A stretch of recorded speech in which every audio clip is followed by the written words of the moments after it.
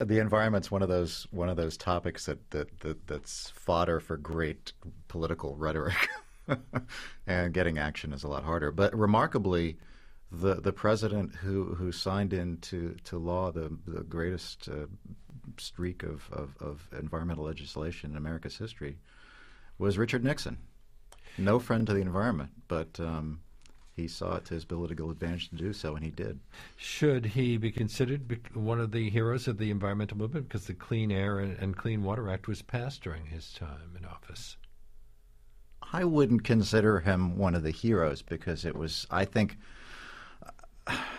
look, he was responding to a huge grassroots movement, and the political. You could go on for quite a bit about the political dynamics of that time leading into the '72 election that motivated him to sign this stuff. But he did. Apparently, John Ehrlichman was an environmentalist and urged him to do a lot of this stuff. Well, we've seen major successes in legislating environmental reform in the 60s and 70s. Absolutely. Yeah. And now we're having the kind of debate we just discussed, the political future of global warming legislation, particularly in regard to the cap-and-trade approach.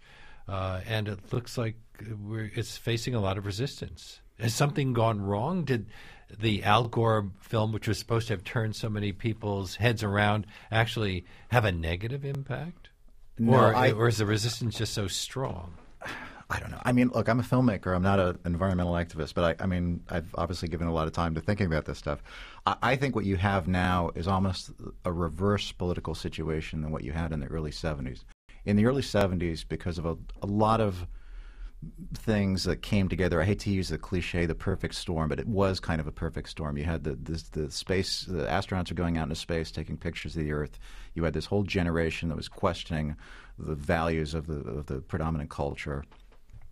You had a youth movement that was organized politically, protesting the war, and knew how to organize politically. And it all came together. And the environmental crisis was just, it was overwhelming. 400 people died in New York City on Thanksgiving Day, 1966, from air pollution. I mean, that doesn't happen anymore. The environmental crisis was just right before you. And you went to L.A. and the smog just overwhelmed you. Yeah, it was overwhelming. I mean, I swim in the Hudson with my kids now. You couldn't do that 40 years ago. So anyway, so you had that. So it was a grassroots movement that came from the bottom up. I think what you have now is you have environmental activists, you have scientists, and certain members of the political class leading this, but I don't see that there's a large grassroots movement that really understands the problem. Well, you've named your film Earth Days. Earth Day was part of a grassroots movement that was designed to deal with this. What's happened? Does Earth Day just become some kind of a like Arbor Day or Labor Day or some other just? Well, I think the day itself became commodified, like so many things in our culture. But I mean, the original Earth Day was a remarkable event. It was kind of unique in these kind of protests. It wasn't, sit at home and watch a U2 concert on the mall and write your check to the Sierra Club. It was, you go out and everybody, 20 million Americans took part and went out and worked with their neighbors and their friends to actually clean up their little, domain.